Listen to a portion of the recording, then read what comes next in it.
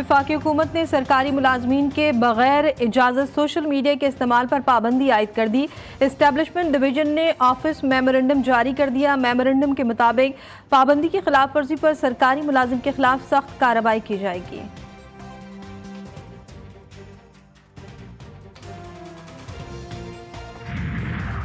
वज़ीर-ए-आज़म शहबाज शरीफ ने वफाकी काबीना का इजलास आज तलब कर लिया। इजलास में मुल्की सियासी मुआशी सूरत हाल पर तबादला ख्याल किया जाएगा। काबीना इजलास में इक़्तिसादी राबता कमेटी के फैसलों की तौसीक़ भी की जाएगी। लाहौर में रात गए तेज बारिश, सबसे ज्यादा बारिश 201 millimetre Nishtar town Barkat market में record. Johar town, Faisal town, garden township में हल्की बारिश, नशेबी इलाकों में बारिश का पानी जमा हो गया। फैसलाबाद, सियालकोट, सरगोदा, मुरीद के और पंजाब के मुख्तलिफ इलाकों में भी बादल बरस पड़े। बारिश का सिलसिला आज भी जारी रहने की पेशगोई।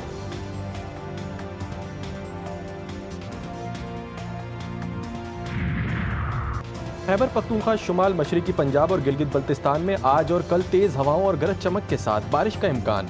NDMA ने एडवाइजरी जारी कर दी। नशेबी इलाकों में तुग़यानी और अर्बन फ्लडिंग का खदशा। हज़ारा डिवीज़न, कोयटा, पशीन और कोहे सुलेमान में भी हल्की से तेज़ बारिश का इम्कान। कराची समेत सिंध भर में आज बादल बरसेंगे। बदीन, ठट्टा, टंडो मोहम्मद खान में भी बारिश मुतवक्के। नशेबी इलाके ज़ेर आब आने का खदशा।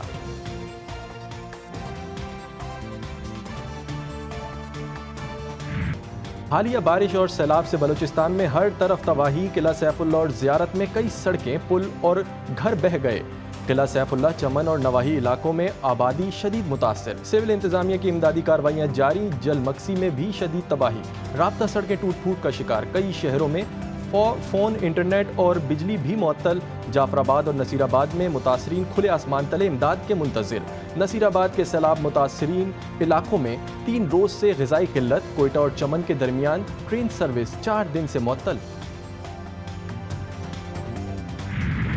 हालिया बारिशों से कराची का हुलिया खराब, शहर का इंफ्रास्ट्रक्चर तबाह, सड़कें टूट फूट का शिकार। अहम सड़कों पर बड़े बड़े गड्ढों के बायस सफ़र करना मुहाल।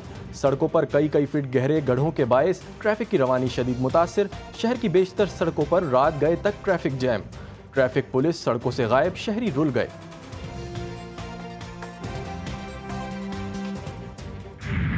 हसन साहब जो है वो तरले और मिन्नतां कर रहे हैं, हाथ जोड़े हैं कि NRO दे दो। कल भी उनका बयान आया हुआ था। रोजाना जो है बानी PTI अंदर से कह रहा है कि फौज के साथ मुज़ाकरात करने हैं। मैं महमूद खान अचकज़ई साहब को, अस्सलाम वालेकुम, मैं इनसे सिर्फ सवाल करूंगा कि ये फौज के साथ ये मुज़ाकरात करेंगे? जो पार्टी जो है सियासी पार्टियों के साथ मुज़ाकरात करना नहीं चाहती, वो मुज़ाकरात एस्टेब्लिशमेंट के साथ करना चाहती है। बानी PTI फौज से मुज़ाकरात की बातें कर रहे हैं। तहरीक इंसाफ सियासी जमातों से बातचीत के लिए तैयार नहीं। वज़ीर दिफा ख्वाजा आसिफ की कौमी असम्बली में खिताब के दौरान PTI पर शदीद तनकीद। कहा कि हमें ताने देने वाले रऊफ हसन खुद NRO मांग रहे हैं। स्पीकर साहब महमूद खान अचकज़ई से पूछ लें, क्या वो फौज से मुज़ाकरात करेंगे? PTI वाले भूल गए कि अब शुजा बाजवा और फैज़ नहीं रहे।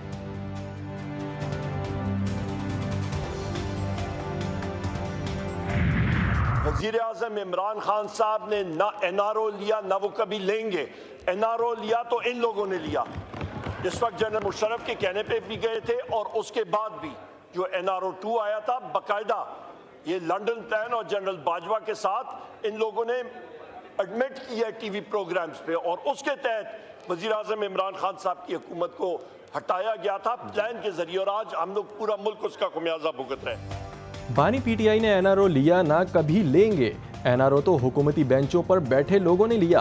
कायदे हिज़्ब इख्तिलाफ उमर अयूब ने कौमी असम्बली में खिताब करते हुए कहा कि परवेज़ मुशर्रफ के कहने पर और बाद में NRO 2 भी आया। इन लोगों ने TV प्रोग्राम्स में इसका एतराफ़ भी किया। लंदन प्लान के तहत जनरल रिटायर्ड बाजवा से मिलकर बानी PTI की हुकूमत हटाई गई। आज पूरा मुल्क इसका खमियाजा भुगत रहा है।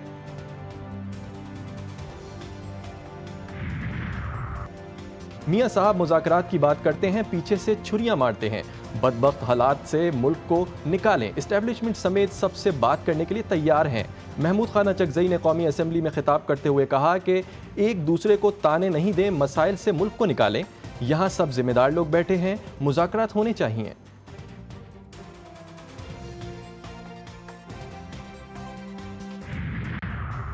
मुशीर इत्तलात खैबर पख्तूनख्वा बैरिस्टर मोहम्मद अली सैफ का कहना है कि वज़ीर आला और मुराद सईद में राबते की खबर में सदाकत नहीं। صوبے کے معاملات پر وزیر اعلیٰ کا مکمل اختیار ہے۔ مراد سعید انتظامی معاملات میں کوئی مداخلت نہیں کر رہے۔ شکیل خان کے معاملے پر وزیر اعلیٰ نے مراد سعید سے کوئی بات چیت نہیں کی۔ شکیل خان سے متعلق فیصلہ گڈ گورننس کمیٹی رپورٹ کے تناظر میں آ گیا ہے۔ میرے پاس پشاور ہائی کورٹ سے ججز انکریز کا نمبر آیا ہے، انہوں نے 10 ججز کی انکریز مانگی ہے، وہاں پہ پی ٹی آئی کی حکومت ہے، ہم وہ 10 ججز دے رہے ہیں پشاور ہائی کورٹ۔ وفاقی وزیر قانون اعظم نذیر تارڑ نے کہا ہے کہ قاضی فائز عیسیٰ توسیع نہیں لینا چاہتے۔ ان کے بارے میں بار بار کہنا کہ وہ توسیع لے رہے ہیں درست نہیں، اس بارے میں بات کرنا بھی غیر ضروری اور غیر مناسب ہے، یہ بات اب چھوڑ دینی چاہیے۔ وزیر اعظم شہباز شریف نے وفاقی کابینہ کا اجلاس آج طلب کر لیا۔ اجلاس میں ملک کی سیاسی معاشی صورتحال پر تبادلہ خیال کیا جائے گا۔ کابینہ اجلاس میں اقتصادی رابطہ کمیٹی کے فیصلوں کی توثیق بھی کی جائے گی۔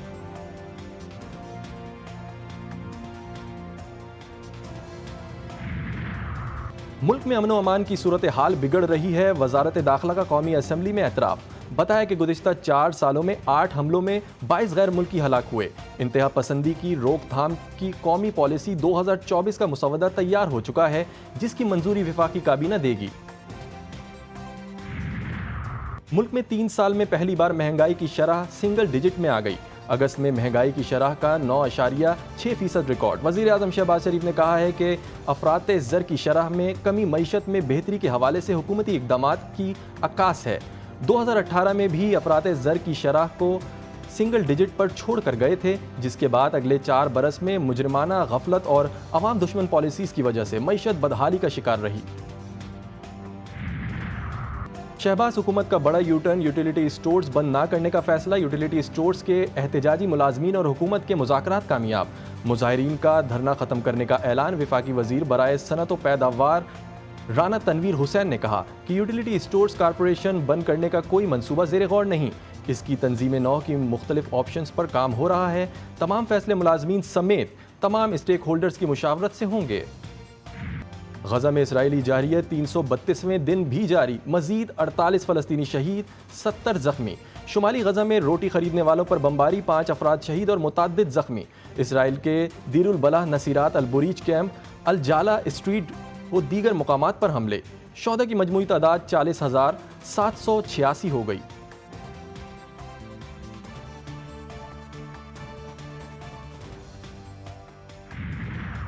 حماس کے رہنما حسام بدران نے کہا ہے کہ اسرائیلی وزیر اعظم نیتن یاہو جنگ بندی نہیں چاہتے، جب بھی معاہدے کے قریب آتے ہیں تو مسلسل نئے مطالبات جاری کر دیتے ہیں۔